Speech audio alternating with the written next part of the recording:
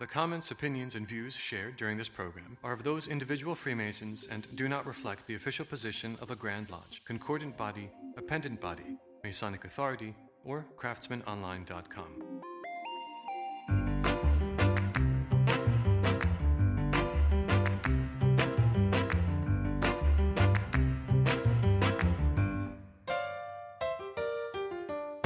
Welcome to the Craftsman Online Podcast, the only 5-star rated Masonic podcast endorsed by the Grand Lodge of New York.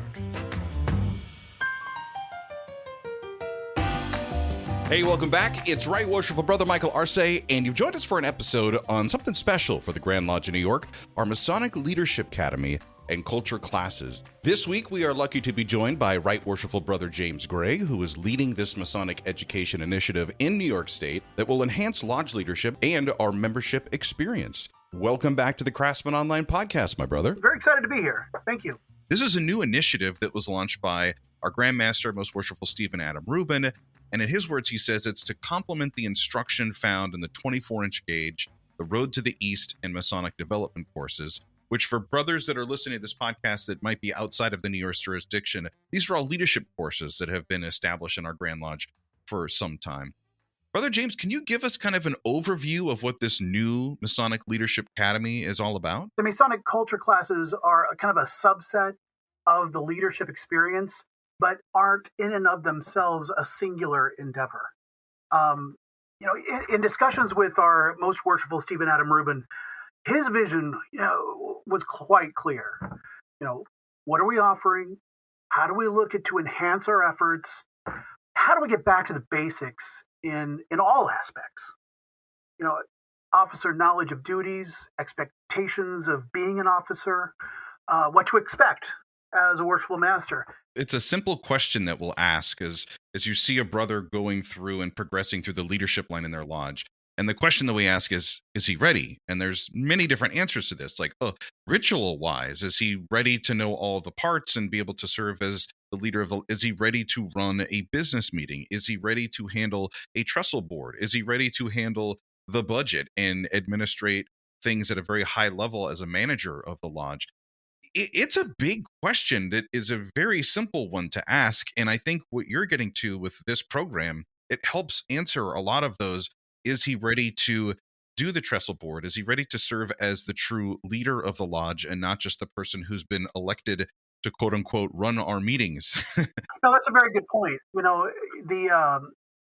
A lot of what the committee kind of sat back with and just tried to brainstorm was, what did you need? Mm-hmm. What were you thinking about? What did you want? And, it became very personal to all of us. And we really looked to the 7th Manhattan District, who does a kind of a Sunday monthly informal discussion called, I think it was started by Right Worshipful Ernest Hudson and blossomed by Worshipful John Santana and Brother David Mudiato. And we asked them, what is making that work? And we all kind of brainstormed and came up with 12 ideas. Because you kind of approach this with the mindset from academia, where you're like, okay, we're going to start building a curriculum and a course here that other brothers can take. And I want to get to that point too, because this is what makes it so unique, is that instead of logging into some computer program where there's, virtual person giving you instruction and professing to you, the training that takes place here, this is actually education that's coming from other brothers. Can you speak to some of these other men who are standing up to help lead the program? I don't necessarily agree that it's a class per se by structure of what we presume. As you mentioned, teacher-student. In a way, we are all teachers, and in a way, we are all students. It's about the dialogue and about trying to focus on where you've been, what you've gleaned, where I've been, and what I've gleaned, and just sharing. In a way, it's a wonderful moment of sharing that we've constructed. We try to keep it to a frame that allows 45 to an hour, not going past that, not having it being saying everything that's under the earth. We kind of touch on things, having PowerPoints that are meant to inspire, concluding with a panel discussion of sharing. at the end of the day, our hope is that we started by generating lesson plans, and those for all of the committee members. That's our template. That's how our approach is. What do we try? What is the objective? Where do we start the conversation and where do we end? Where do we want to progress, and what do we want to share in the midst of all that? What are those real questions that, quite honestly, may have a perspective answer, but it's not, capital T, the answer. Not everyone's gone through the chairs and is worshipful master. Not everyone has certain components that they're aspiring to. I love that you've taken that approach, because so much of what we do in the craft is experience based.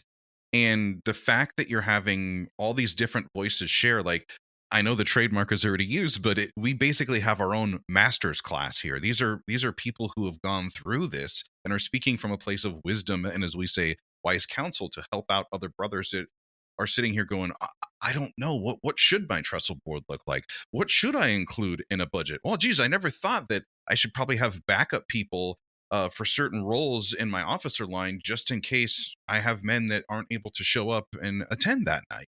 These are little things you don't think about until you've spent some time in the East. There are some districts and some lodges that have a past master association that really looks at your trestle board and works with you. And, through rigorous Q&A or there's a template of historic precedents that, they shepherd you along. There are some districts, some lodges that don't have that. And, their possible only opportunity about talking with the trestle board, is the valuable master's chair course. Again, we don't replace that. We don't replace the master's chair in the Road to the East. Almost all of us are past Grand Lodge staff officers or current Grand Lodge staff officers. And, we believe in education. We believe in that trajectory. And, a lot of us have given those courses. For myself, like, I had very little time managing a lodge budget before. This was a relatively new area for me. So courses that you have on all of these different areas are so beneficial. It also is going to create a little bit of standardization, because we're going to learn what's working very well in other parts of the state. And I love how you said that the Manhattan district has been such a big part of this. And it's like, okay, they were already doing this, so now we can learn from their workshopping. We got a proof of concept. We've got a great model here. I'm guessing, since this was a relatively new event that was launched, or a new initiative that was launched by our Grand Master, and one of those that he's been working on for some time to get up and going, what's the reception of these programs been like? There's a hunger, I think, in New York right now. I think that there is a vicious need, if you will. A sponge just that is so ready. Our first flyers went out, and within 3 hours, we had 75 people signed up. Brothers from all over New York State. Within 3 days, we were sold out. The class itself is meant to be more than just the experience of that moment.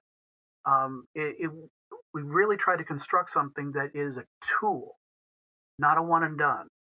A tool that ultimately is going to be housed in Hiram, that site which is opening in the next month or two, where we'll have a card that is Masonic Culture Class. And in there will be all of our lesson plans for each class. In there will be the PowerPoints that we use, that we invite everyone to come and kind of change it, make it your own. And then also the recordings of the experience that we are initially doing. I think the big question that brothers are asking, and a lot of us are just returning back to the lodge by the time that this podcast airs. Most lodges in New York State should have been open for a couple meetings by now in late September. If we haven't heard about this, we've been busy this summer with family and friends. Who are these sessions open to, and how do we find out about them? They're open to Masons of New York. Most flyers are through our lodge page. Most flyers are in the WhatsApp groups, the Facebook pages of districts. The district deputies are given access to it. We basically populate it initially with each district deputy and ask them to then give it to every secretary to every lodge, etc. Actually, if you're not hearing about this, you're doing a very good job of playing hide and seek right now, because I know I've gotten emails from the Grand Lodge that when a new session is released, and then they had the one that had all of the sessions on it, so I could kind of highlight the dates that I wanted to attend. And when you mentioned social media, yeah, it's on the Grand Lodge Instagram page, it's on the Grand Lodge Facebook page. There's brothers that are engaged in talking about this, and I think the big question is when we talk about who. Any brother that is ready to answer that call in their heart to like step up and lead their lodge and be a part of it, you don't necessarily have to be the master of the lodge. Of course, that would be very beneficial. But even if you're just looking to get started as a deacon, or maybe even as a steward, or just serve on a committee, like the call to leadership can begin to be answered in this program. That's a really great way to say it, because if you're waiting to develop a trestle board until you're a senior warden, you're going to have it's going to be problematic. A lot of leadership is getting to know your lodge at the early stages as a steward, as a master of ceremonies, as a marshal, getting to know the attributes and the talents of those brothers that surround you, those brothers that will be your senior warden, your senior deacon, your master of ceremonies when you're master. Quite honestly, by the time you've reached the chair, there should be an understanding about delegation and about lifting others. I love that you're saying, as a steward or as a master of ceremonies, start the engagement, because leadership is about planning and organization, about trust. Hello, Craftsman Online podcast listeners. This is Brother Jason Short from the Craftsman Online Reading Room. Save the date, Tuesday, October 30th, when our reading room opens at 7 p.m. Eastern, as we welcome our special guest, Brother Mark Stavish, author of The Path of Freemasonry. We will be discussing Chapter 8, Occult Masonry of the 18th Century. Get the reading materials, the link to join our YouTube live event, and email your questions for the panel discussion at craftsmanonline.com. That's craftsmanonline.com. See you on October 30th.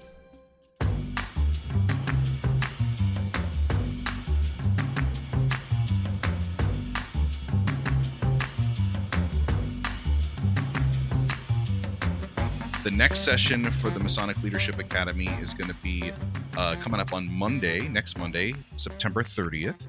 They'll be talking about the journey to the Oriental Chair. Can you give us a little preview of what this session is going to be about? And will you be one of the brothers that will be speaking on the panel and being a part of the presentation?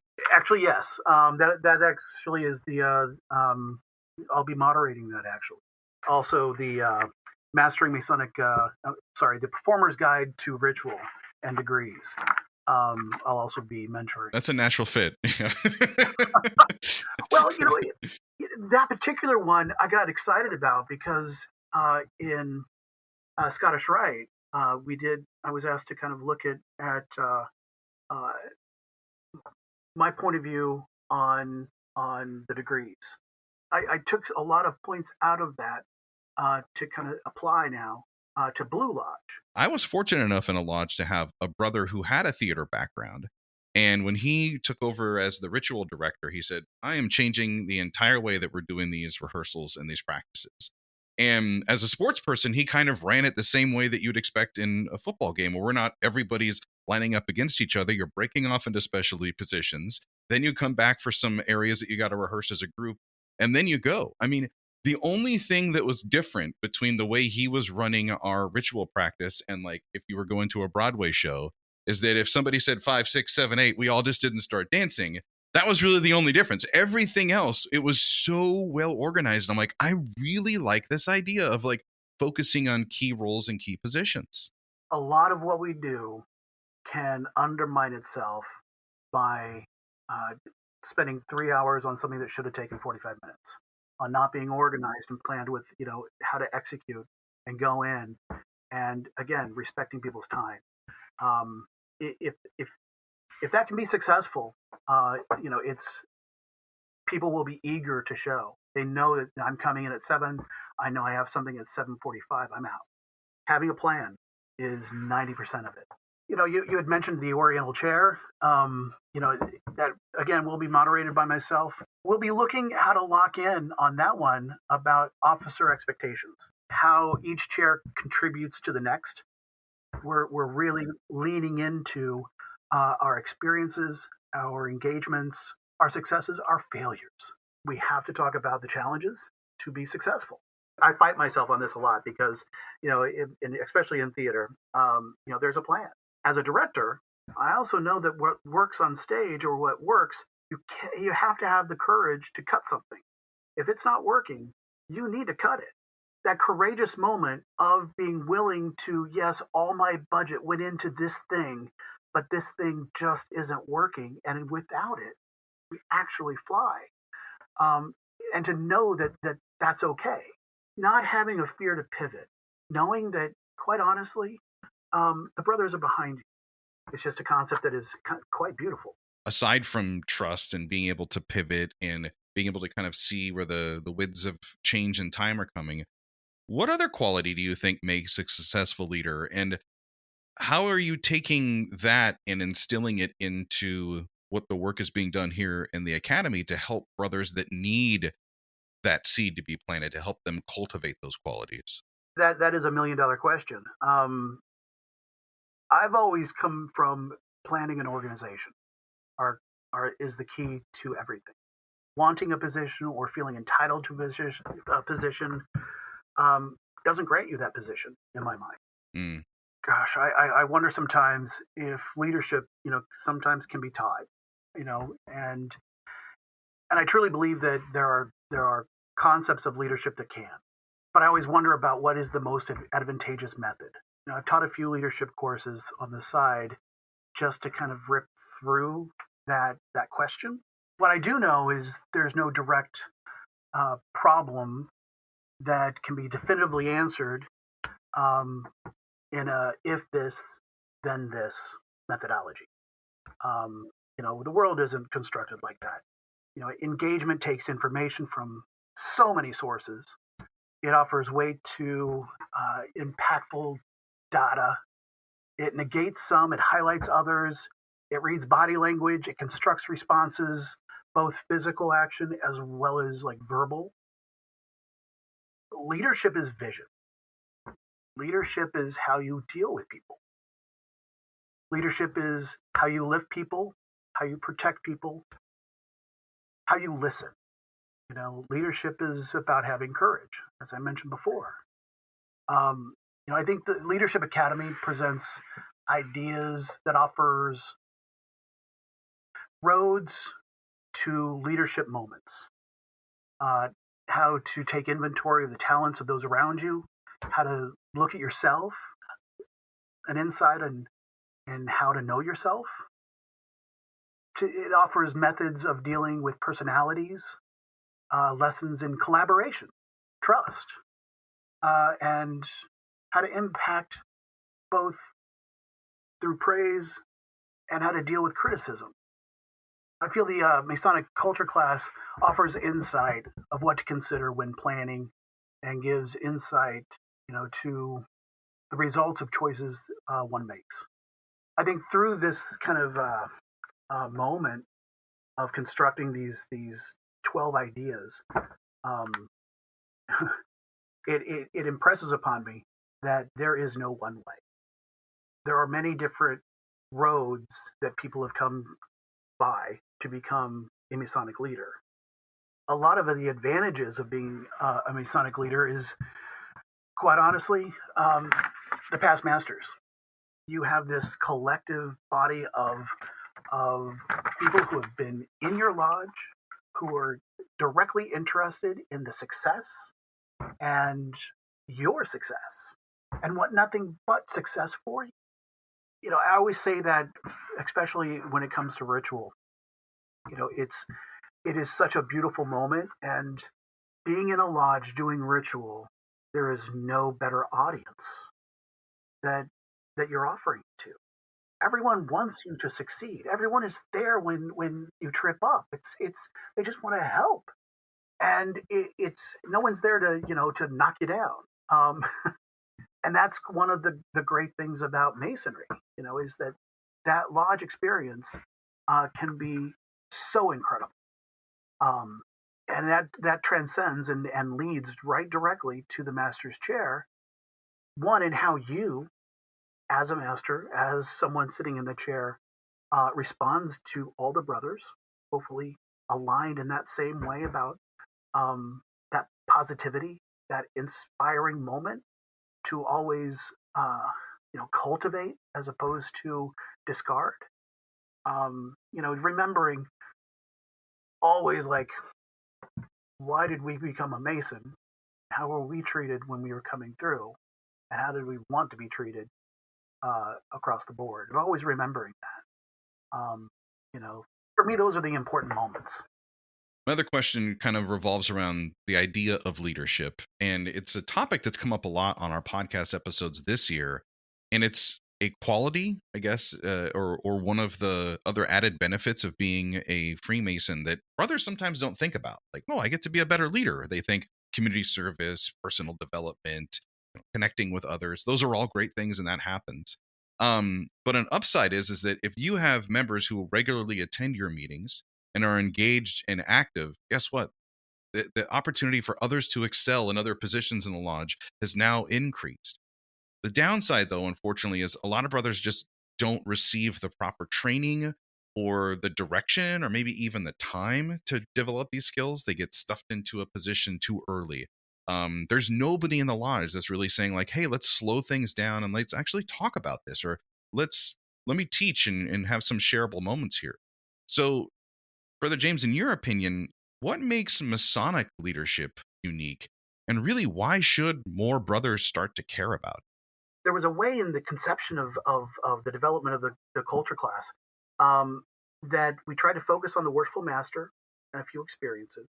We try to look at then the officers and what were some moments of connection there.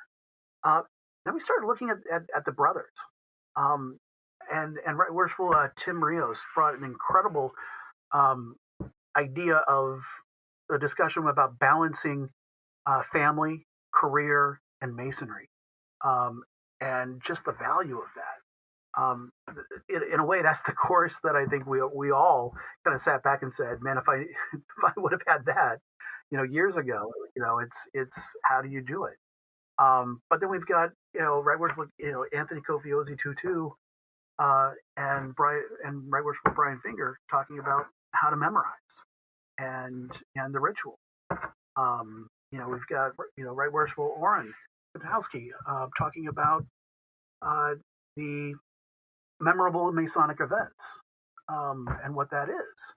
And we have everyone kind of going back and forth as as either panelists or in support of. What we've now tried to do is draw in guys from upstate, from the east, the west, Long Island, and Manhattan as panelists to offer. Again, so we broaden our lens, we broaden our perspective, and try to engage as much as Love that. So, we have, we're really big on aprons and titles and awards in our fraternity. So this is not a required program. I'm just curious. I'm sure someone has asked already. Is there some sort of certificate or credential that would be offered to brothers who complete all 12 of the courses, outside of the warm feeling in your heart that you've enriched yourself and become a better, stronger leader of your lodge? There's not. Sometimes it's about the value that you are constructing those actuals inside yourself to create something better, and that is not a physical thing. That is not something that is representative that one can, I dare say, show off. It's that that this 45 minutes made you a better person. It's that doing these certain things, taking the different courses, that has contributed to your engagement to do that in a better way. Our hope is that we're offering a toolbox, and that toolbox is going to make you a better Mason in every situation, and that toolbox is what's valuable. The The Craftsman Online podcast is now sponsored by BricksMasons.com, our favorite destination for all of our Masonic shopping needs. Whether it's apparel for yourself or a cool gift idea for another brother, make BricksMasons.com your online marketplace where tradition meets innovation. September is when New York lodges and Masons return to our labors. So whether you're looking for a new apron, maybe for your officers or just as a visitor, a Masonic ring for yourself, a hoodie to stay warm at your kids' fall sports games, or a cool cotton t-shirt for the weekend, Bricks Masons has you covered with your Masonic needs. Their products cover all of our Masonic bodies with unique items for your home, your car, and just about every type of Masonic thing you could ever imagine.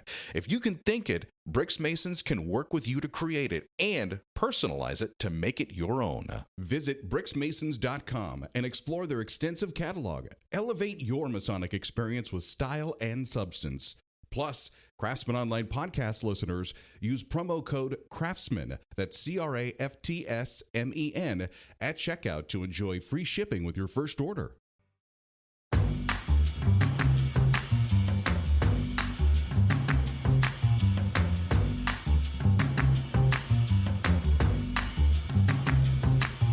So I will get you out of here on a fun question, right, Worshipful? As you and I both share that important title and we get to do the meaningful work for our Grand Lodge and supporting our Grand Master, I have heard so many different answers to this question, and I'd really like to add your response to my list. So complete this sentence. The first rule of leadership is blank. The first rule of leadership is blank. Honestly, I would say planning and organization. As much as one might be challenged by the administrative is so important. Communication is so important. Those ideas are interwoven with success. If anything is properly planned and organized, then it's the steps are just so much easier, and people want to walk that road with you because they trust and they trust you. Delivering at every point about someone's trust is hard, or not. It's how you perceive it.